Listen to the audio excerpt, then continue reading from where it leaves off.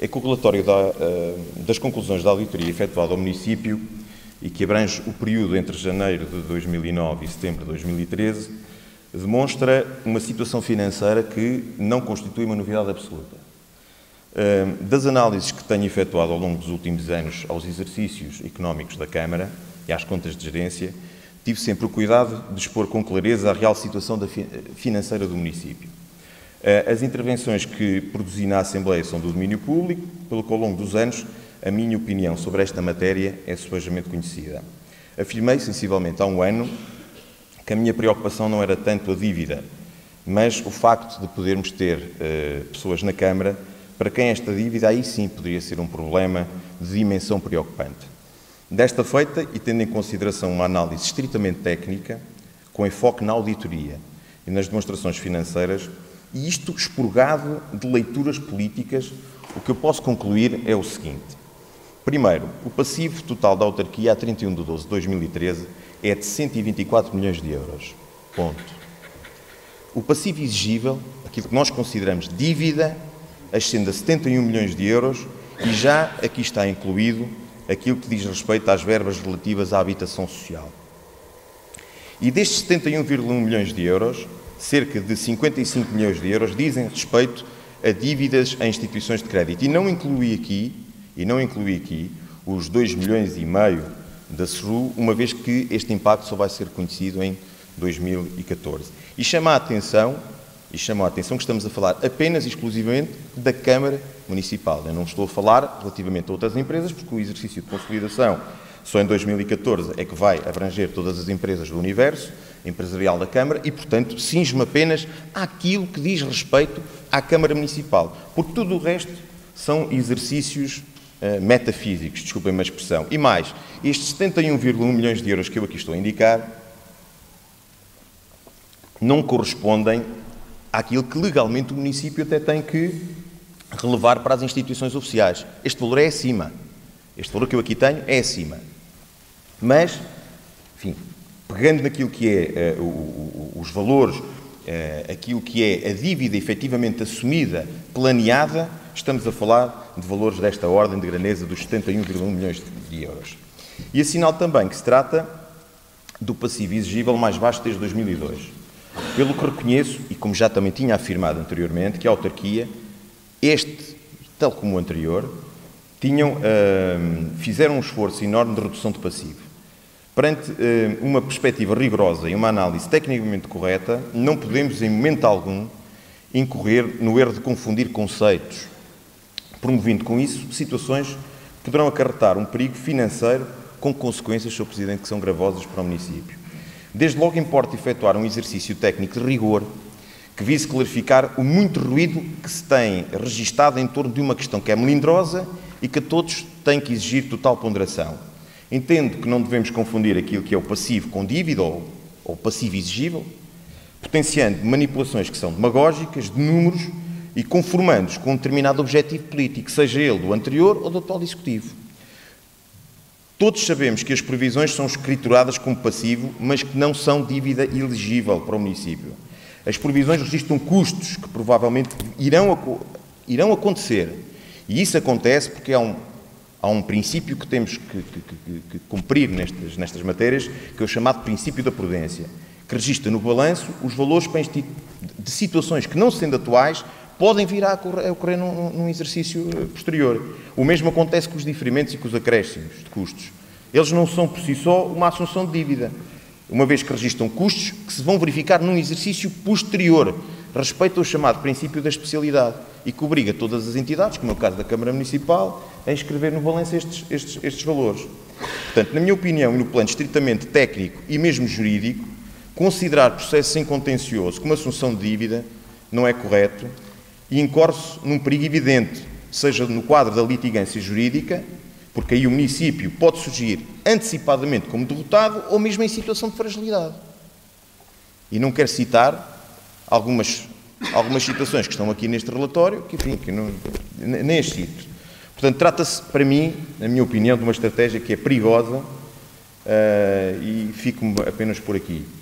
Posto isto, a minha posição relativamente aos valores que têm sido dirimidos na praça pública, sem o recato e a postura institucional que este tema requer, é que o passivo da Câmara, então, poderá ser bem superior aos 142,5.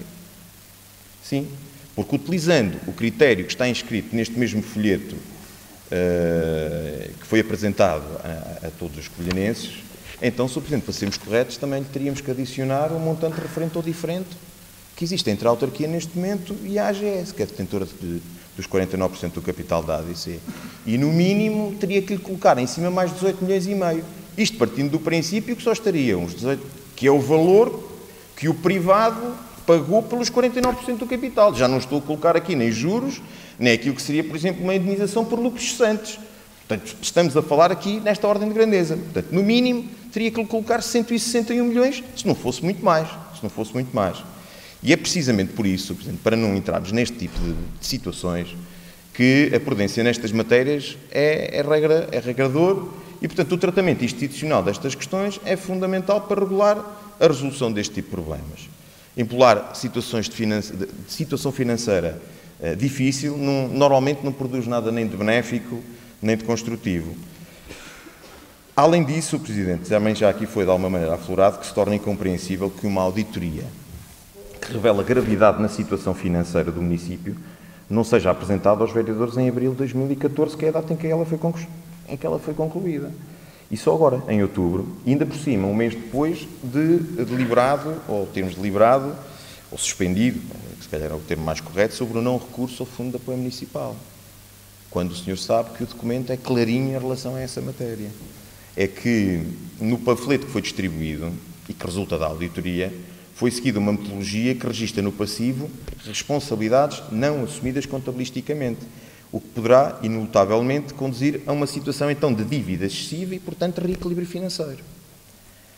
É que as auditorias, Sr. Presidente, são documentos técnicos, apresentam um diagnóstico do município, refletem o passado e, portanto, nessa vertente, que é do passado, mas que nos importa, sobretudo, centrarmos-nos no futuro, eu tenho que lhe fazer algumas perguntas. A primeira, qual é que é a atitude da Câmara na sequência desta auditoria? Portanto, quais é que são? O que é que se vai fazer daqui para a frente? Já aflorou aí, que os advogados estão a preparar um dossiê, muito bem, acho que sim, acho que se deve pedir responsabilidades a quem de direito. Por outro lado, também aceitaremos todas as conclusões da auditoria sem as questionar?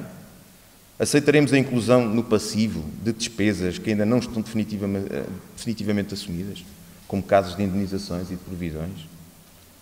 Aceitaremos que o município deve recorrer ao FAM? Porque é isso que aqui é afirmado nesta auditoria.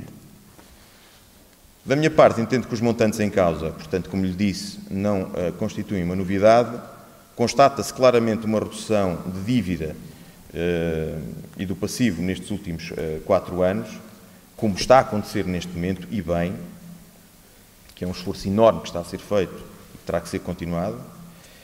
E foi por isso, portanto, de forma coerente, que não votei contra as contas de gerência do anterior Executivo, pois entendo que estamos, finalmente, a assistir a uma inflexão de comportamento nestas variáveis, o que é determinante, inclusive, para podermos aceder no futuro ao próximo quadro comunitário de apoio. Portanto, o despesismo que marcou grande parte dos executivos anteriores está finalmente a ser invertido, por força das circunstâncias, mas também da própria legislação das finanças locais. Portanto, tenho que assinalar de forma positiva os progressos que estão a ser feitos em termos de consolidação orçamental no município. E quero finalizar deixando, sobretudo, uma palavra de tranquilidade aos covilhanenses, porque eu não fui eleito vereador para, irresponsavelmente, conduzir a Covilhã a uma situação de insustentabilidade no cumprimento da dívida. O que pode, obviamente, ter consequências dramáticas resultantes deste recurso à assistência financeira ou de qualquer outro tipo de programa de resgate que limitaria a atuação da autarquia, passando este Executivo, a uma função de mero expediente e de representação e sem verdadeira capacidade de decisão. Portanto, o recurso a qualquer tipo de situação de apoio financeiro implicaria que a Câmara Municipal da Covilhã passasse a ser gerida, e permita uma expressão, por um técnico qualquer aí do Ministério das Finanças, com a adoção de medidas que hipotecariam o futuro da Covilhã nas próximas décadas e lhe retirariam qualquer possibilidade de competir com os seus municípios vizinhos, que em muitos dos casos até têm uma situação financeira neste momento bem pior do que a da Câmara Municipal da Covilhã. É que, e eu acho que isto é uma questão que tem que ser dita de forma clara, sobretudo em resultado daquilo que aqui é apresentado neste relatório, é que não podemos deixar de explicar a todas as pessoas que uma situação de dívida excessiva e de recurso ao FAM, portanto, recurso a equilíbrio, tem impactos. Impactos que passam por termos as taxas dos impostos em níveis máximos, passa por termos que validar previamente o orçamento e o plano de atividades do município, implica a revogação de todos os benefícios e das isenções de taxas, implica a alienação de património, redução de transferências da administração central, redução do investimento municipal e, sobretudo, como o Sr. Presidente também sabe, e todos penso que sabemos, a redução de postos de trabalho, inclusive na Câmara Municipal. É disto que estamos a falar. E, portanto, com estas medidas gravosas, assistiríamos a uma dilapidação do património, à incapacidade de promovermos investimento, à degradação da situação económica, essa sim, e à incapacidade de recorrer a fundos comunitários para a promoção de investimentos. Fui eleito para defender os covilhanenses, os empreendedores, os trabalhadores e os trabalhadores também da autarquia e, sobretudo, defender os seus postos de trabalho. Levar esta auditoria com a metodologia que aqui foi seguida às últimas instâncias seria uma estratégia, Sr. Presidente, desastrosa para a Covilhã e com desfechos imprevisíveis. Portanto, Sr. Presidente, minhas senhoras e meus senhores, eu estarei sempre ao lado da Covilhã na construção de um projeto de saneamento financeiro estruturado e que mantenha a nossa capacidade de decisão, a nossa autonomia financeira e fiscal e que mantenha os nossos postos de trabalho. Não estou disponível para participar num processo que seja lesivo para a Covilhã. Os erros de gestão do passado não podem tolerar a nossa visão de futuro. É nossa responsabilidade evitar o recurso a todo e qualquer tipo de resgate ou qualquer tipo de intervenção. Não estou disponível para debater na praça pública despesas de representação do anterior ou do atual Executivo e demonstrei-o em junho deste mesmo ano. Entendo que esta forma de fazer política ultrapassa os limites daquilo que considero ser o dever institucional a que todos estamos obrigados nas funções que desempenhamos na autarquia. Termino dizendo-lhe que estou certo das enormes dificuldades que o Executivo enfrenta, mas tenho convicção, e que resulta sobretudo das análises que tenho feito ao longo destes últimos anos, de que é possível ultrapassar estes momentos mais complicados. Muito obrigado.